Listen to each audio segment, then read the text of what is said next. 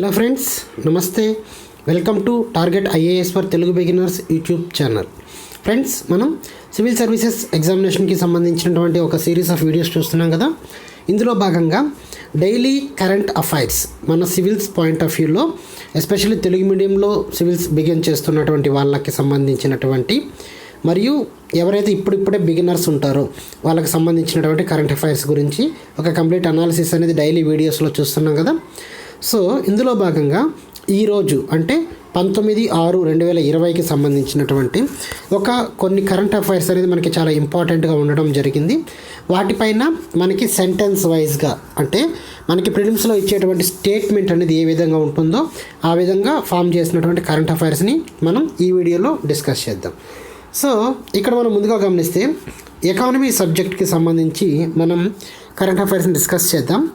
First one ఏంటంటే India's refining capacity అన్నమాట. అంటే ఏంటంటే union ministry of petroleum announced that India is set to double of it's refining capacity for crude oil to 450 to 500 million tons per annum by 2030 అని చెప్పిందనమాట. ఇక్కడ మనకు ministry చాలా important. అంటే యూనియన్ మినిస్ట్రీ ఆఫ్ పెట్రోలియం అనేది ఏం చెప్పింది, 2030 కల్లా దాని రిఫైనింగ్ కెపాసిటీని మనము డబుల్ చేసుకోవాలి అనేటువంటిది చెప్పిందనమాట. సో ఎందుకు డబుల్ చేసుకోవాలి మనం అంటే, ఇండియాస్ కరెంట్ రిఫైనింగ్ కెపాసిటీ అంటే మన ఇండియాలో ప్రజెంట్ ఉండేటువంటి కరెంట్ రిఫైనింగ్ కెపాసిటీ ఎంత 249 అనేది ఉందన్నమాట. సో ఈ 249 మనం ఎంతకి పెంచుకోవాలి, 450 నుంచి 500 మిలియన్ టన్స్ వరకు కూడా మనం పెంచుకోవాలన్నమాట. సో కాబట్టి ఇది మనకి ప్రజెంట్ ఉన్నటువంటి 249 అనేది గత సంవత్సరంతో కొన్ని సంవత్సరాలతో పోలిస్తే మనకి చాలా ఇంక్రిమెంట్ అనమాట.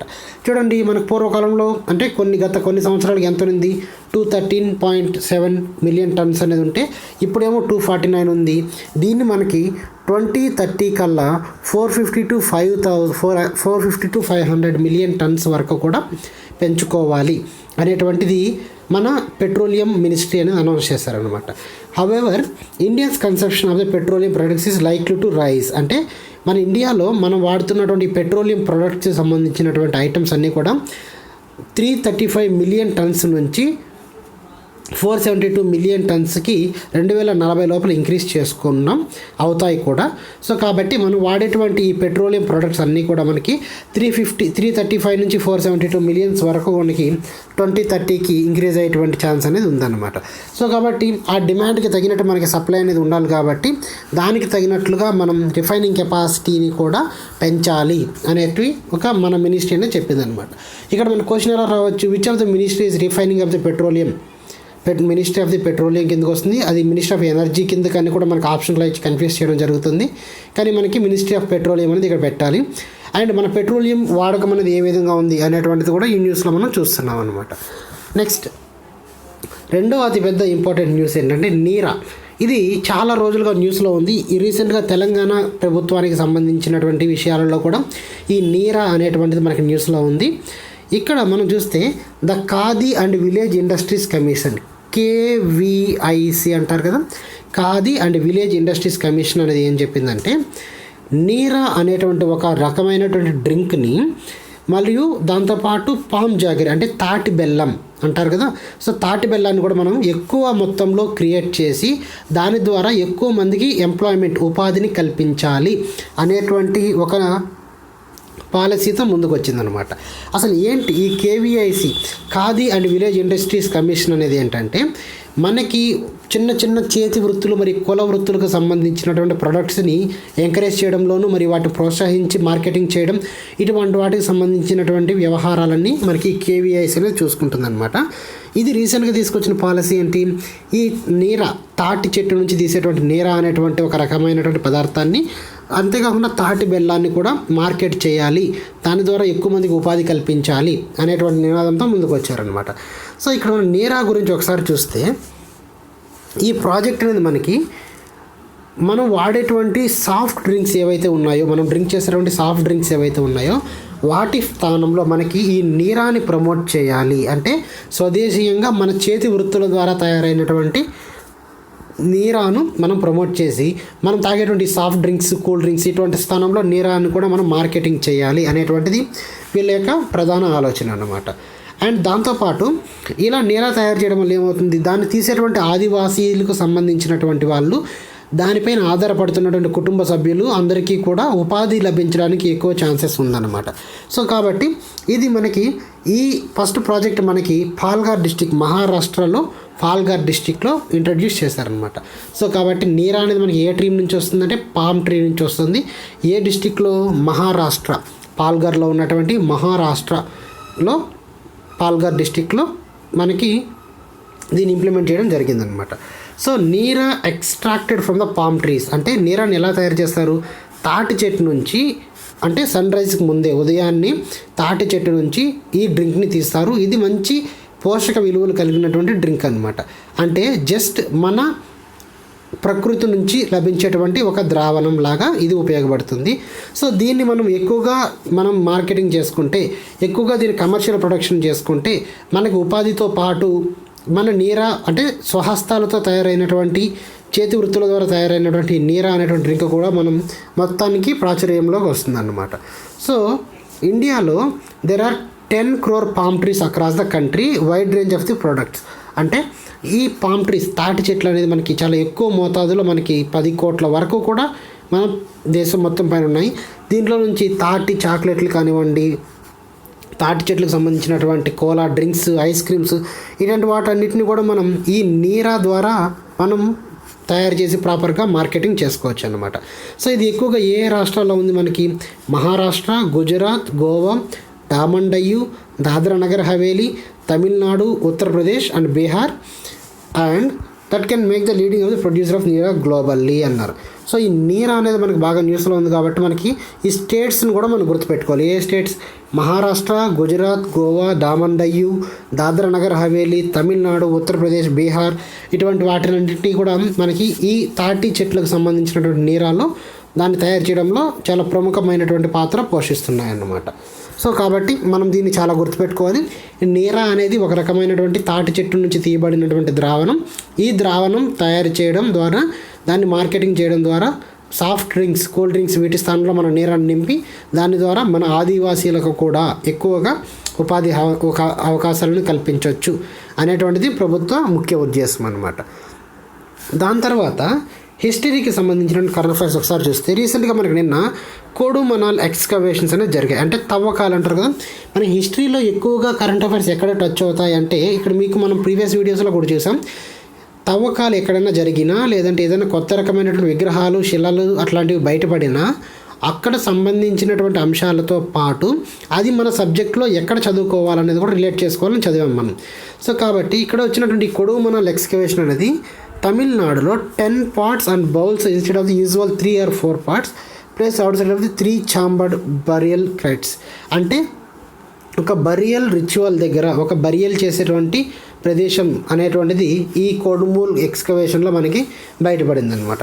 అసలు ఏంటి దీన్ని, ఇది చూసే ఒకసారి ఇది మెగాలిథిక్ కల్చర్కి సంబంధించినటువంటి అంశము.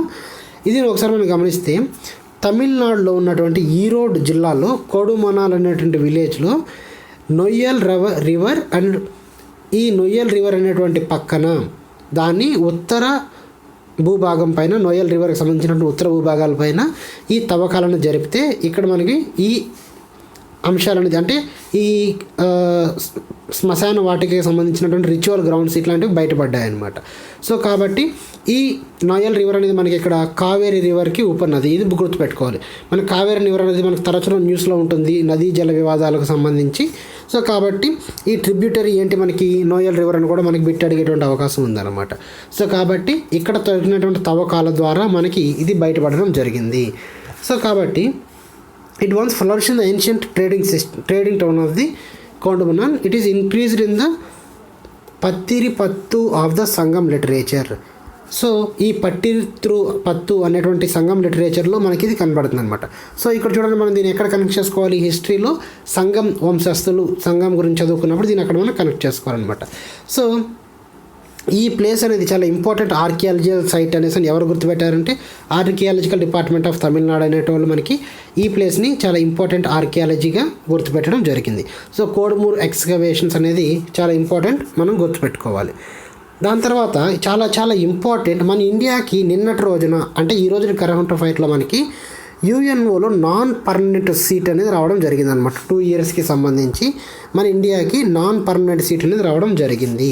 సో ఏ ఇయర్కి మనకి 2021కి సంబంధించి 2 ఇయర్స్కి సంబంధించి యునైటెడ్ నేషన్స్ సెక్యూరిటీ కౌన్సిల్లో నాన్ పర్మనెంట్ సీట్ అనేది రావడం జరిగిందనమాట. సో ఇందులో మనకి మొత్తం 184 ఓట్లు గెలిచింది. మొత్తం 193 మంది జనరల్ అసెంబ్లీలో ఉంటే మనకి 184 ఓట్లు అనేది వచ్చాయన్నమాట ఇండియాకి.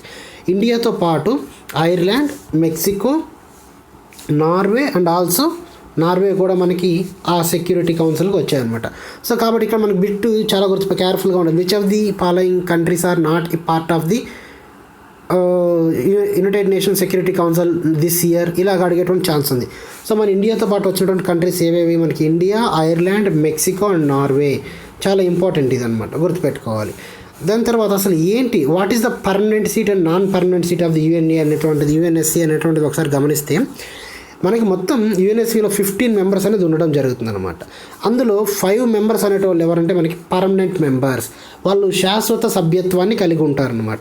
ఎవరెవరు ఉన్నారు? China, France, Russian Federation and United States and United Kingdom. ఈ 5 కంట్రీస్ మనకి ఏంటంటే అవి శాశ్వత సభ్యత్వాన్ని కలిగి ఉంటాయి. దాని తర్వాత నాన్ పర్మనెంట్ మనకి ప్రతి 2 సంవత్సరాలకు ఒకసారి జనరల్ అసెంబ్లీ అనేది ఎన్నుకుంటూ ఉంటుందన్నమాట.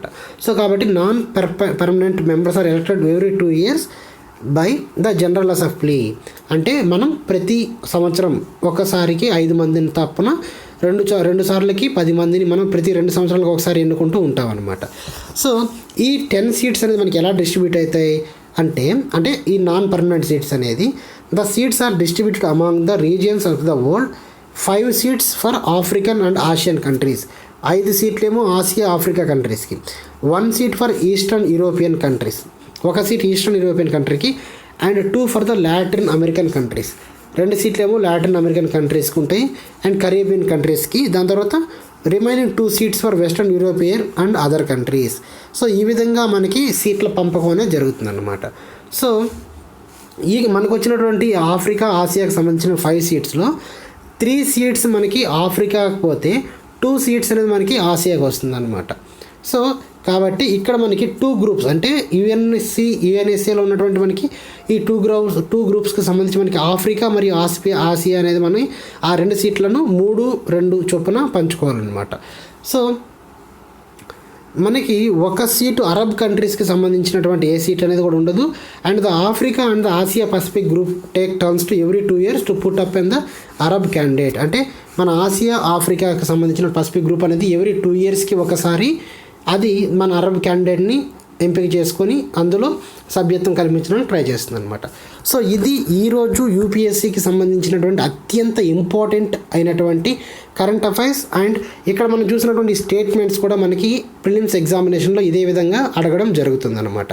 సో కాబట్టి నీరా యుఎన్ఎస్సిలో మనకు వచ్చినటువంటి నాన్ పర్మనెంట్ సీట్కి సంబంధించింది, మరియు కోడుమాల్ ఎక్స్కవేషన్స్ కానివ్వండి అండ్ రిఫైనరీ సిస్టమ్కి సంబంధించినటువంటి అంశాలు ఇవన్నీ కూడా మనకి యూపీఎస్సికి చాలా చాలా ఇంపార్టెంట్ ఈ రోజుటి కరెంట్ అఫైర్స్ అనమాట. సో ఈ పీడిఎఫ్ని మన డిస్క్రిప్షన్లో పెడతాను. పీడిఎఫ్ అవసరం అనుకున్నటువంటి వాళ్ళు డౌన్లోడ్ చేసుకోండి. Thanks for watching friends.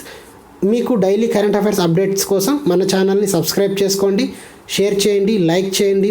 ప్రతి వీడియోకి సంబంధించి మీకు ఎటువంటి డౌట్స్ ఉన్నా, మీ ప్రిపరేషన్లో ఎటువంటి డౌట్స్ ఉన్నా సరే మన వీడియో కామెంట్ రూపంలో పెట్టండి. మీ కామెంట్స్ని బట్టి మనం వీడియో చేసి మీ డౌట్స్ని క్లియర్ చేయడం జరుగుతుంది అనమాట. Thanks for watching friends. Thank you.